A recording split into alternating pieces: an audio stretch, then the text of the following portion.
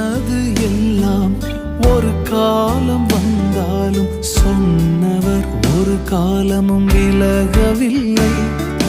தாமதமாகி வருஷங்கள் ஆனாலும் வார்த்தையின் சாராம்சம் குறையவில்லை.